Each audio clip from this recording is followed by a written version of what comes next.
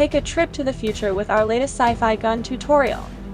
Using Blender, Unfold 3D, Adobe Substance 3D Painter, ZBrush, and Photoshop, we created this asset from scratch. We began by modeling in Blender before unwrapping it in Unfold 3D.